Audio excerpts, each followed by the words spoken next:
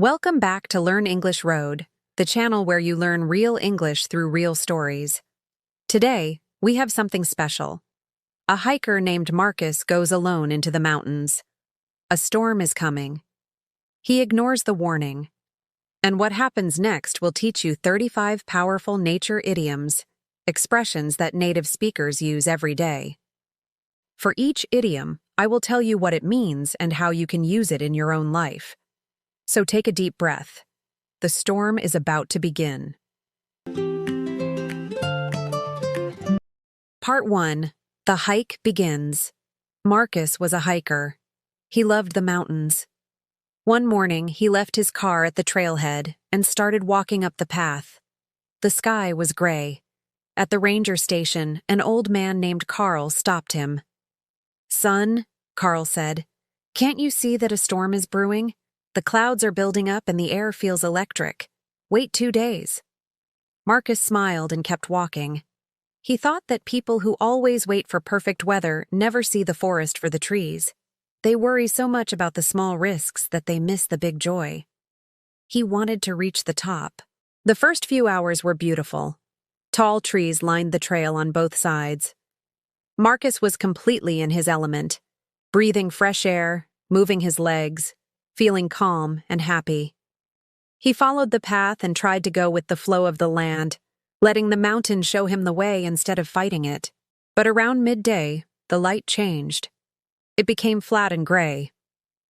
Marcus looked up at the ridge above him.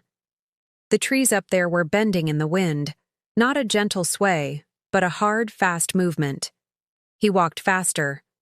He realized he had been barking up the wrong tree by thinking he could reach the top and come back before the weather got bad. The top was much further than he expected. Part 2. The storm arrives. Then the rain started. It came suddenly and hard, like cold needles on his skin.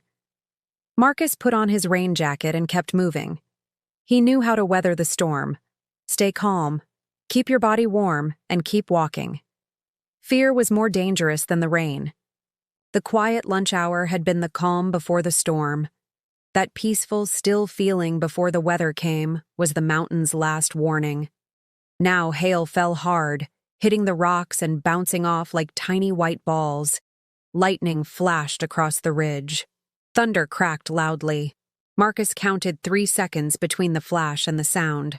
The storm was very close. He moved off the open ridge and walked down into the trees. Even there, the wind was strong. Once, a huge branch fell from a tree above him and crashed into the bushes. The mountain did not feel soft or friendly anymore. It felt powerful and careless. Marcus understood he was very small in a very big place. The idea of safety was not taking root easily in his mind. He found a small stream and followed it downhill. Water always finds a way out. But the stream was already rising fast. The water was brown and full of sticks and mud. He had to cross it twice, and the cold water shocked him each time. His good planning felt like a drop in the ocean compared to the power of the storm. The mountain had completely turned over a new leaf. It had changed into something dangerous and wild. Part 3. The long night. Going back was not possible. The trail above him was now a river of water, and the lightning was still on the ridge. His only choice was to go forward and down. He was up the creek without a paddle, in a very difficult situation with no easy way out. No phone signal. No shelter nearby. Maybe 2 more hours of daylight. He stopped under a big tree, ate some chocolate, breathed slowly, and thought carefully. Survival means solving one small problem at a time. Before the trip, Marcus had planted the seeds of good decisions. He packed an emergency shelter, a lighter, and 3 days of food. He was not starting with nothing. He just needed to stop making a mountain out of a molehill with his emotions and start using what he had. 20 minutes later, he found a large flat rock that stuck out from the hillside like a roof. The ground under it was dry. It was not a cave, but it was good enough. While he set up his emergency shelter, he watched the storm hit the forest. Branches were blowing in the wind, flying and spinning everywhere. Far away, through the gray rain, he saw a single hawk flying in slow circles on the wind. The mountain was in full bloom with its own wild power. Marcus just watched. He built a small fire in the dry corner under the rock. He knew you cannot light a fire all at once. You have to start very small, give it air, and wait patiently. When it finally caught and burned, the heat on his cold hands felt wonderful. He fed the fire slowly and carefully. Night came. Outside, the storm was loud and dark. Marcus knew he had sown the wind by ignoring Carl's warning, and now he was paying for it. But feeling sorry for himself used too much energy. He needed sleep. Tomorrow, the mountain would ask more from him. Part 4. Morning on the mountain. He slept badly, waking up each time the wind changed direction. At around 3 a.m., he heard a massive crack. A huge tree fell somewhere close. The sound was enormous. Marcus lay still, heart beating fast. He was rooted to the spot for a moment, unable to move from shock. Then he forced himself up, added wood to the fire, and breathed. When morning came, the rain was lighter. Marcus stepped outside. The forest looked completely different. Fallen branches everywhere, the trail covered in debris, the stream now wide and fast. He was out on a limb, completely alone, cut off from help, depending only on himself. No one was coming. He had to find his own way out. He ate a cold breakfast, trail mix and the last of his chocolate, and started walking downhill. Every few steps he had to make a decision: climb over a fallen log or go around it, cross a small stream or find another way. He moved slowly and carefully. He stopped trying to move mountains and accepted the mountain's rules instead. Around mid-morning, he heard the sound of a helicopter above the clouds. He ran to a clear space, waved his orange emergency panel, and shouted, even though he knew they could not hear him. The sound came and went. He felt like a voice in the wilderness, calling out but being heard by no one. But the fact that a helicopter was searching meant that someone back at the trailhead had reported him missing. He had not been left out in the cold. People knew he was here. Part 5. Finding the way out. He kept walking. Every step down was a step toward lower ground, warmer air, and eventually the forest road in the valley below. He passed a meadow where 2 deer stood watching him quietly. They had found their feet in a world full of danger, and they looked calm and sure. Marcus understood that feeling very well now. Twice he had to turn back because the path was blocked, once by a cliff, once by a wide ravine. Each time he lost 30 minutes and felt his confidence drop a little. But each time he nipped it in the bud. He caught the bad feeling before it grew too big and forced himself to think clearly. The people who fail on a mountain are often those who bit off more than they could chew. They pushed too hard and too fast. At midday, the clouds lifted enough for Marcus to see the valley below. He could see the pale line of the forest road cutting across the green land. He was maybe 2 kilometers away. He stopped, drank some water, and let himself feel something like hope. He was not out of the woods yet, not in the forest, and not out of danger. But the worst was behind him. The mountain was showing its true colors now in the morning light. Wet, shining rock, clean pine smell, a bird scolding him from a branch as if to say, "What were you thinking?" He reached the forest road at 1:47 p.m. He sat down on the gravel and took off his boots. His feet were wet and white but fine. No cuts, no frostbite. He had been beating around the bush long enough. He allowed himself the simple, direct thought at last. He had made it. The storm had been real, the danger had been real, and he had moved through it with deep roots, a quiet inner strength that does not come from easy times, but from hard ones. The search and rescue truck arrived at 2:15 p.m. A young ranger stepped out and smiled. "We've been looking everywhere. You're a breath of fresh air, you know that?" Marcus laughed. A real, surprised laugh. Because being alive in cold, clean mountain air after a night of real danger is exactly that. On the drive back, the ranger talked about the storm. It had been a perfect storm. A cold front and heavy rain arriving together at the worst time. Trees down on 3 trails. A road flooded. But already the forest was putting down roots again in the quiet afternoon. Birds returning to branches, water returning to its channels, the land recovering quickly the way only wild places can. Marcus watched it all through the wet window.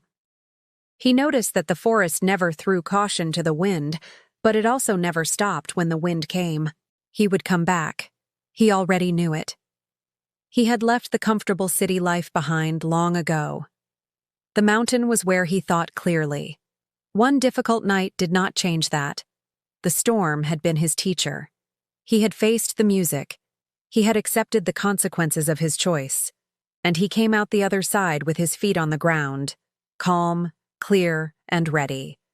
He leaned his head against the cold truck window and smiled quietly, because even after everything, the rain, the fear, the long dark night, he knew that every cloud has a silver lining, and the mountain had just given him the best lesson of his life.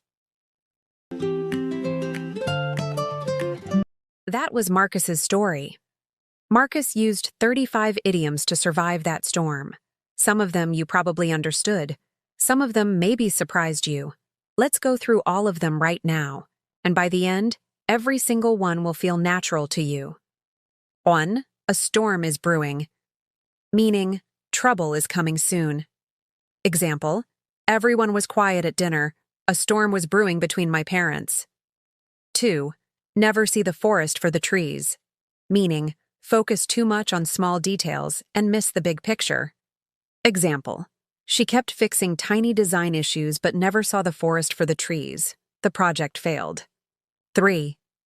Be in one's element, meaning feel comfortable and perform very well. Example, she's in her element when she teaches children. 4. Go with the flow, meaning relax and accept things as they happen. Example, we didn't plan the trip. We just went with the flow. 5. Bend in the wind, meaning change your opinions easily under pressure. Example, he bends in the wind and agrees with whoever is in power. 6. Bark up the wrong tree, meaning be mistaken or blame the wrong person. Example, if you think I broke your phone, you're barking up the wrong tree. 7. Weather the storm, meaning survive a difficult time. Example, their business weathered the storm during the pandemic. 8. The calm before the storm, meaning quiet time before trouble begins. Example, the office was peaceful, the calm before the storm of deadlines. 9. Take root, meaning begin to grow or become established. Example, good habits take time to take root. 10. A drop in the ocean, meaning a very small amount. Example, my savings are just a drop in the ocean compared to the cost of a house. 11. Face the music, meaning to accept the consequences of your actions, especially when they are unpleasant. Example, he knew he had made a big mistake at work, so he decided to face the music and talk to his boss. 12. Be up the creek without a paddle, meaning be in serious trouble with no solution. Example, I lost my wallet abroad. I was up the creek without a paddle. 13. Plant the seeds, meaning start something that will grow later. Example, his advice planted the seeds of my confidence. 14. Make a mountain out of a molehill, meaning exaggerate a small problem. Example, it's just a small mistake. Don't make a mountain out of a molehill. 15. Blow in the wind, meaning be uncertain or not decided. Example, our travel plans are still blowing in the wind. 16. Every cloud has a silver lining, meaning there is something good in every bad situation. Example, I lost my job, but it helped me find a better one. Every cloud has a silver lining. 17. Light a fire, meaning to start or create strong energy, motivation, or enthusiasm. Example, the new coach really lit a fire in the team. 18. Sow the wind, meaning do something careless that brings bad results later. Example, he ignored the problem for years. Now he's sowing the wind. 19. Be rooted to the spot, meaning, be unable to move due to shock or fear. Example, I was rooted to the spot when I saw the accident. 20. Out on a limb, meaning, in a difficult or risky situation without support from others. Example, he went out on a limb and gave his opinion when no one else would. 21. Move mountains, meaning, do something very difficult. Example, she worked day and night to move mountains for her family. 22. A voice in the wilderness, meaning, someone ignored when warning others. Example, he warned about climate change early, but was a voice in the wilderness. 23. Be left out in the cold, meaning, be ignored or excluded. Example, I felt left out in the cold when they didn't invite me. 24. Find one's feet, meaning, become confident in a new situation. Example, it took time, but she found her feet at her new job. 25. Nip something in the bud, meaning, stop a problem early. Example, the teacher nipped the bullying in the bud. 26. Bite off more than one can chew, meaning, take on too much work. Example, I bit off more than I could chew with 3 jobs. 27. Be out of the woods, meaning, be safe from danger. Example, he's recovering but not out of the woods yet. 28. Show one's true colors, meaning, reveal true character. Example, he showed his true colors when things got difficult. 29. Beat around the bush, meaning, avoid the main point. Example, stop beating around the bush and tell me the truth. 30. Deep roots, meaning, a strong, stable foundation, long-lasting inner strength or connections. Example, her family has deep roots in this community going back 100 years. 31. A breath of fresh air, meaning, something new and refreshing. Example, her ideas were a breath of fresh air. 32. A perfect storm, meaning, a very bad situation caused by many factors. Example, losing his job and getting sick created a perfect storm. 33. Put down roots, meaning, settle permanently somewhere. Example, after years of travel, they put down roots in the city. 34. Throw caution to the wind, meaning, take a risk without worrying. Example, she threw caution to the wind and started her own business. 35. Feet on the ground, meaning, having a sensible, realistic, and calm attitude. Example, despite becoming famous, he always kept his feet on the ground. And that is how one man and one mountain taught us 35 nature idioms in English. Every expression you heard today came from a real moment in the story. A moment of fear, a decision, a small victory. That is how idioms work.